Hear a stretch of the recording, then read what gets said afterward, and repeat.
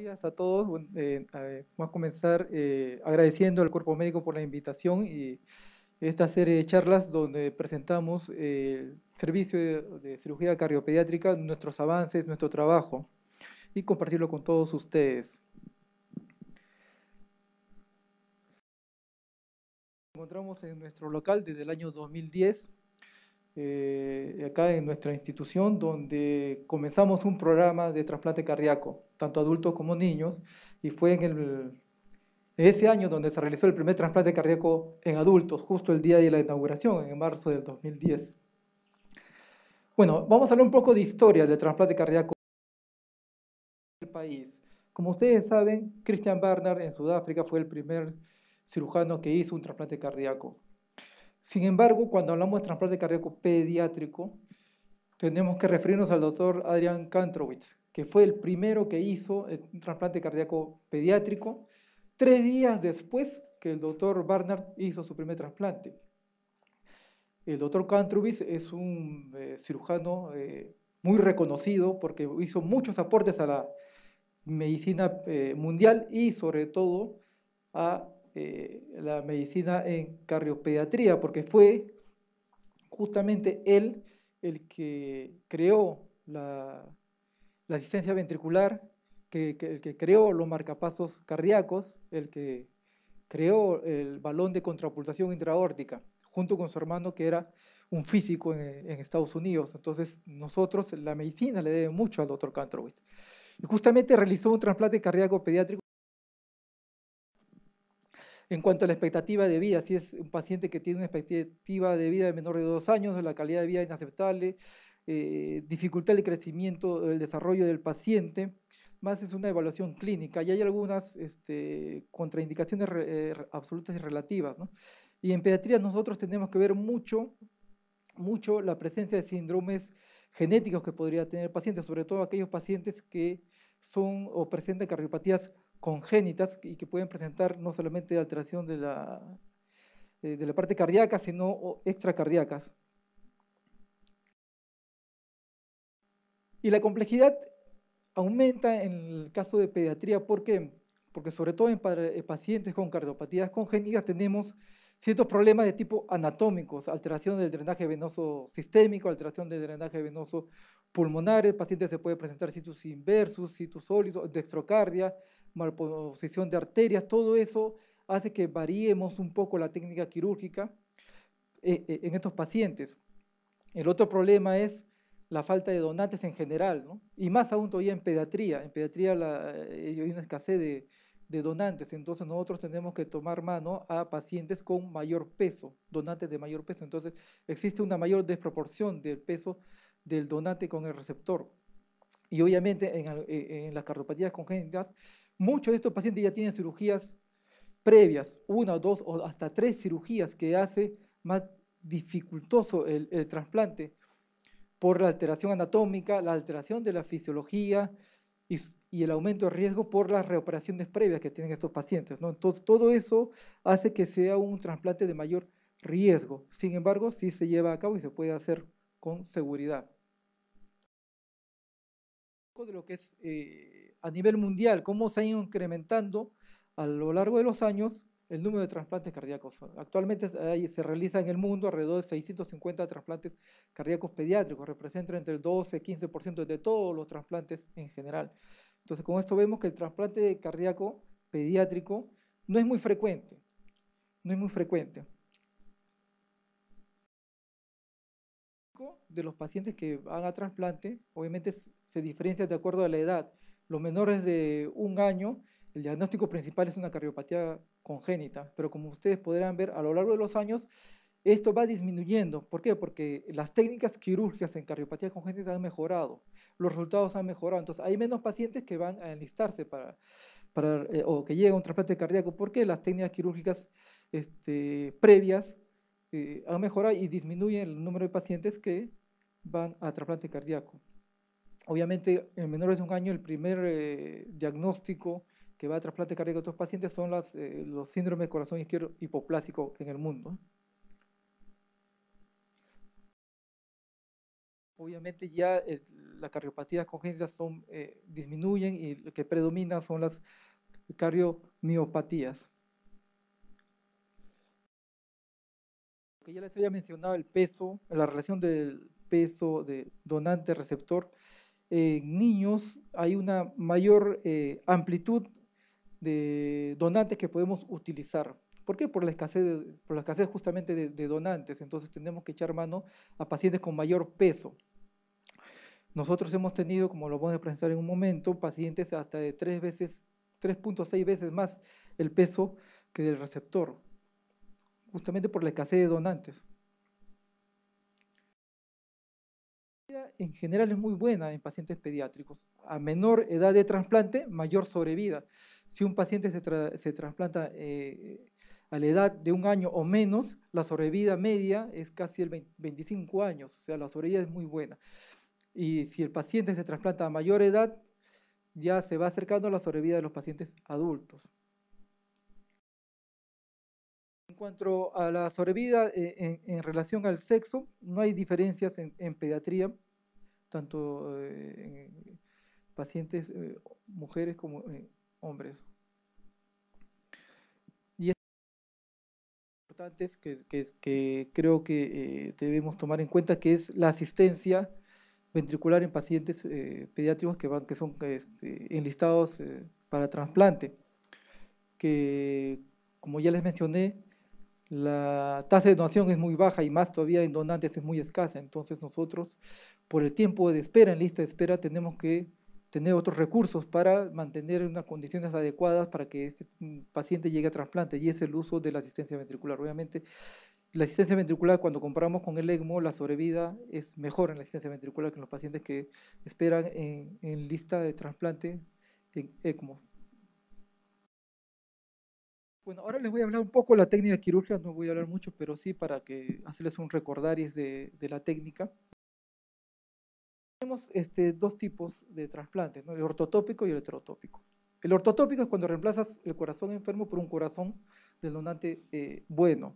Y el heterotópico es cuando el corazón del receptor se queda en su posición y nosotros trasplantamos un donante. Entonces son dos corazones que tienen la misma cavidad torácica del paciente, ¿no? Es como una asistencia ventricular. Que eso ya no se está haciendo porque justamente la mayoría de países que hacen trasplante cuentan con asistencia ventricular y con eso se puede soportar al paciente y llegar a un trasplante. En cuanto a las técnicas de trasplante ortotópico, tenemos tres técnicas. La técnica estándar, técnica que dio Chang Wei, que es una técnica biauricular, que es la técnica que ya no se está haciendo en muchos centros. La mayoría de centros hace la técnica bicaval, que es la segunda técnica, en la que ¿verdad? Nosotros también hacemos y tenemos muy buenos resultados. Y la otra es la técnica de trasplante total, donde es un poco más prolongada la cirugía porque se hace una anastomosis de las 4 venas pulmonares independientemente, ¿no? Que en verdad no se hace mucho. La técnica bicaval es la que más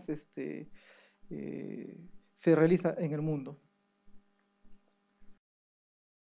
En la activación de los trasplantes cardíacos, nosotros a veces tenemos donantes en provincias y felizmente tenemos el apoyo de la Fuerza Aérea que nos asegura un tiempo de isquemia fría que nosotros llamamos menor, ¿no? Que como al inicio de los operativos nosotros cuando íbamos a provincia utilizamos vuelos comerciales y nuestro tiempo de isquemia a veces era muy prolongado.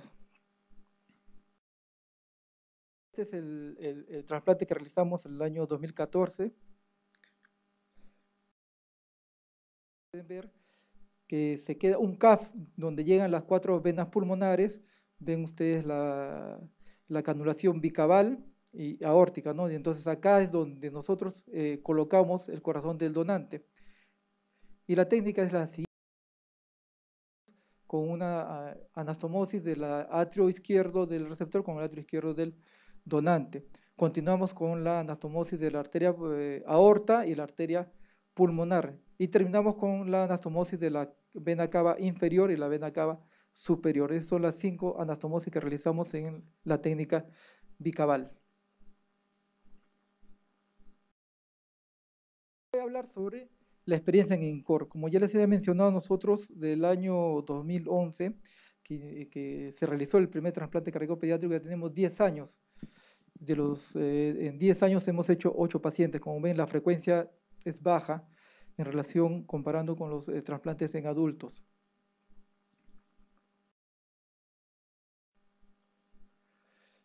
Este es el este es el último trasplante que realizamos de una paciente de 5 años, y este es el corazón del donante, es el tamaño real, este es el donante de 2 años que tuvimos, que realizamos el trasplante en este paciente. La característica del receptor, nosotros hemos tenido pacientes, el menor de 5 años y el mayor de 13 años, una media de 9 años y medio, predominantemente masculino. El peso va entre 12.5 a 45 kilos, la media de 26 kilos y medio. La gran mayoría ha sido el grupo O, y el diagnóstico mayoritario ha sido la cardiopatía dilatada. La cardiopatía compactada, hipertrófica y también hipersensibilidad, estos son diagnósticos por anatomía patológica, ¿no? No hemos todavía tenido trasplante de un paciente con cardiopatía congénita, aunque sí hemos tenido en lista de espera. Entonces, estos pacientes fallecieron en lista de espera, por lo que llegaron al trasplante son estos pacientes. Ahí está la presión arterial media, la menor de 17, 33 la mayor, esto se hace en hemodinamia por cateterismo, una resistencia de 0.78 a 4.3, el último paciente un poco elevada, que después en el trasplante, como les mencioné, hizo falla ventricular derecha con hipertensión pulmonar, ¿no? De difícil control, pero se pudo controlar. El donante, el de menor edad, fue un donante de 2 años, y el de mayor edad fue un donante de 46 años. Como les mencioné, ante la escasez de donantes, y más todavía en pacientes pediátricos, hay que hacer uso de donantes con criterios extendidos, que llamamos, ¿no? Sobre todo en pacientes que se encuentran en urgencia cero. Esos pacientes, el corazón que creemos que podemos encontrar, hay que trasplantarlo. En cuanto a los donantes, no hay diferencias entre sexos, masculino y femenino fueron el mismo porcentaje, el grupo sanguíneo todos fueron grupo O, y el peso, el menor de 12 kilos, el que les mencioné de 2 años, y el mayor de 75 kilos, que es el paciente adulto que fue donante, ¿no? En cuanto al lugar de la donación, 2 pacientes tuvimos de provincias, de la zona norte del país, y el resto fueron de Lima. Bueno, esto es ya las características del paciente del donante receptor, el peso de 0.96, la relación, y el máximo 3.57, como le mencionó, que fue un paciente donante adulto. El tiempo en lista de espera de los pacientes que fueron trasplantados, el mínimo fue 11 días y el máximo fue 240 días. Entonces, como le mencioné, el tiempo de espera en lista es muy prolongado en pacientes pediátricos. Y el tiempo de isquemia fue de 129 minutos hasta 321 minutos, que fue un paciente que vino del norte, y en verdad fue un tiempo de isquemia prolongado que nos preocupó, fue 5 horas y 21 minutos más o menos, y que felizmente se pudo tener éxito en ese trasplante. Todos utilizamos la técnica bicaval, como les mencioné, solo con algunas variaciones en los pacientes, porque la cavidad del paciente, del receptor, es mucho más grande, ¿no? Y el donante es un donante de peso normal, adecuado para su talla y edad, y entonces a veces nos falta tejido del donante para poder nosotros hacer la anastomosis, y hacemos uso de parche de pericardio en uno de los pacientes. En otro paciente tuvimos que hacer uso de un injerto de Dacron 928 para hacer llegar las cavas inferiores del paciente. Entonces, todo eso todos esos son recursos que se puede utilizar. En las complicaciones perioperatorias, bueno, 3 pacientes tuvieron falla del ventrículo derecho. Un paciente, el segundo paciente que tuvimos, hizo una hemorragia digestiva baja. Otro paciente hizo una disfunción biventricular, lo cual motivó a que nosotros lo dejáramos con el tórax abierto en sala de operaciones, y fue cerrado a las 48 horas con éxito, no hubo mayor complicaciones. Otro paciente que hizo hipertensión pulmonar severa, que ya tenía antecedentes de hipertensión pulmonar, y la última paciente que hizo una hemorragia subdural que felizmente se pudo recuperar. En cuanto al uso perioperatorio de vasodilatadores pulmonares, nosotros al principio no contábamos con óxido nítrico, felizmente ahora contamos con óxido nítrico y a todos nuestros pacientes nosotros hacemos uso del óxido nítrico. La estancia en la unidad de cuidados intensivos, la estancia mínima fue de 8 días y máxima de 13 días, y la estancia total hospitalaria de los pacientes fue un paciente que tuvo 13 días nomás en el postoperatorio, fue rápido su alta, y otros pacientes que tuvieron complicaciones que demoraron hasta 50 días.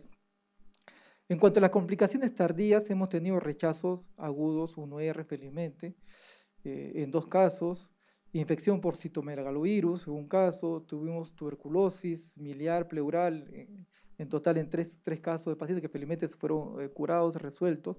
Tuvimos un paciente que presentó un pseudoaneurisma aórtico en la anastomosis de la aorta ascendente, y lo resolvimos por vía, por hemodinamia, le colocamos un stent recubierto en esa aorta y se pudo resolver el pseudoaneurisma, felizmente evoluciona favorablemente hasta ahora el paciente. Consolidado, ¿no? Como les decía, hemos tenido pacientes en lista de espera con cardiopatías congénitas. Ninguno de ellos, lastimosamente, pudimos trasplantarlos.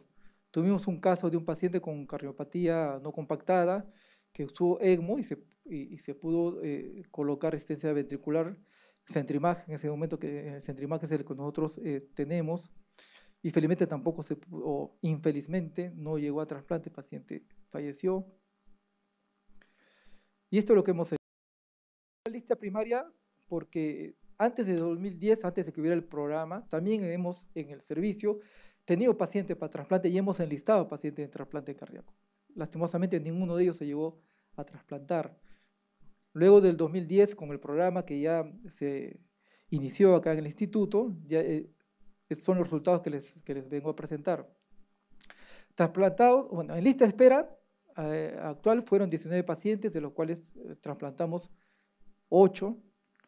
Fallecidos en lista de espera fueron también 8, la misma proporción de trasplantados, 42%, y retirados de lista, algunos pacientes fueron retirados, 16%. Entonces, el tiempo de espera en pacientes trasplantados fue de 11 días a 240 días, pero el tiempo de espera en pacientes que estuvieron en lista tuvimos desde 8 horas hasta 19 meses. Un tiempo muy prolongado. Bueno, nuestra sobrevida hasta los 2 años es del 100% en pacientes pediátricos.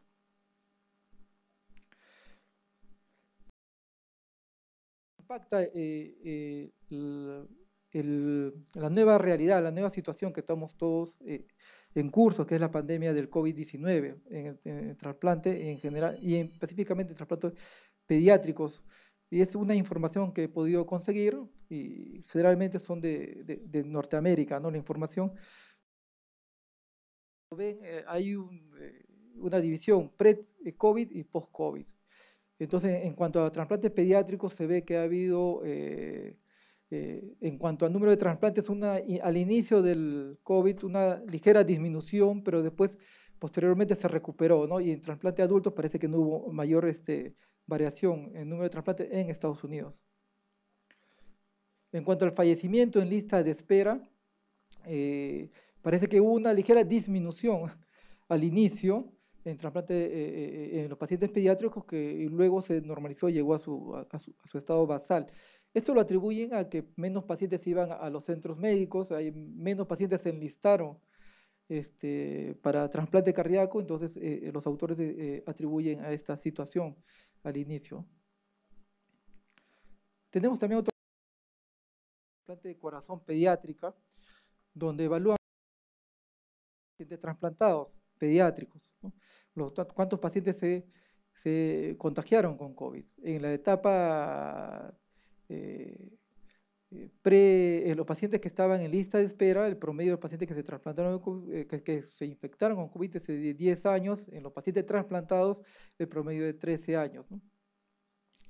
En cuanto a los pacientes, en total fueron 476 pacientes en general que tuvieron COVID diagnosticado, ¿no? La mayoría por hisopado positivo. Es el cuadro que es más interesante, ¿no? ¿cuánto es que afectaba la infección por COVID a los pacientes que estaban en lista de espera o a los trasplantados? Y como vemos acá, a los pacientes que más afecta el COVID a los pacientes que están en lista de espera. Generalmente a los pacientes trasplantados es la misma afectación que la población pediátrica habitual, normal, ¿no?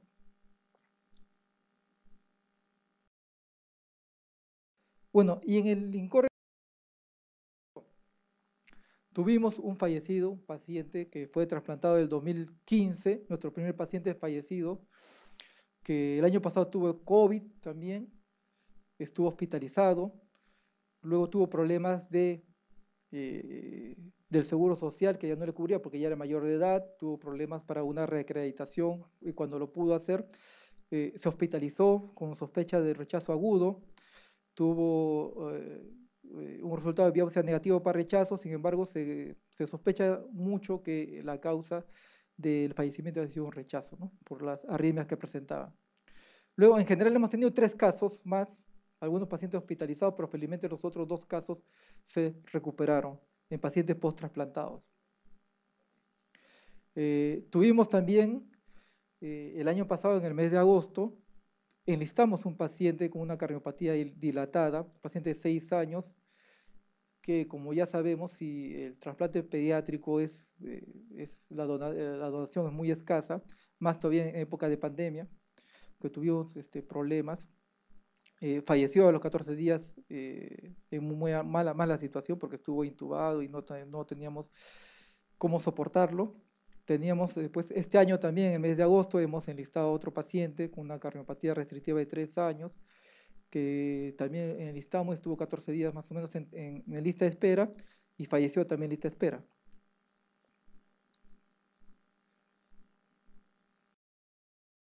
Esto nos plantea desafíos.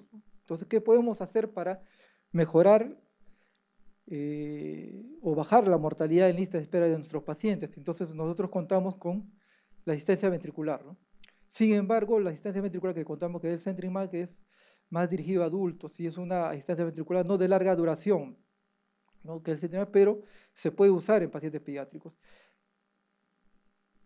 Y ahora tenemos nosotros también la disponibilidad de tener el Pedivas, que es una asistencia ventricular, lastimosamente de corta duración, según la FDA, que ya está aprobado por la FDA, solamente es para 6 horas, ¿no? Pero hay centros que lo utilizan, así como el CentriMax, hacen uso más prolongados, ¿no? Hasta 60 días pueden usarlo y podemos asistir a los pacientes en lista de espera.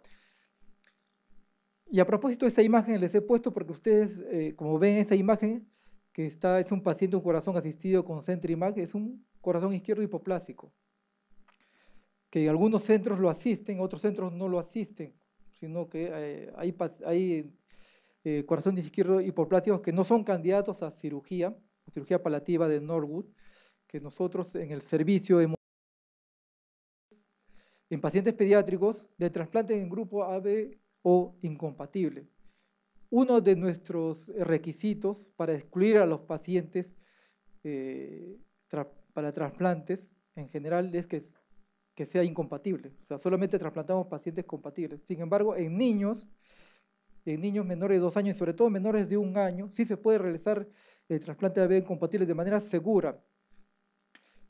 He revisado en el Hospital Gregorio Marañón, donde ya tienen un programa de este tipo de hace ya del año 2017, que es un procedimiento seguro y que no necesita muchos recursos, solamente que tenemos que sentarnos y conversar con hematología, con sala de operaciones para hacer el protocolo que creo que debemos llegar. Esto es lo más cercano que podemos llegar para ayudar a nuestros pacientes en listas de espera y poder utilizar donantes pediátricos de otro grupo. Y así disminuiríamos nuestro paciente, la mortalidad en lista de espera. Entonces, ¿por qué se ha planteado el trasplante AB incompatible? Por la escasez de donantes pediátricos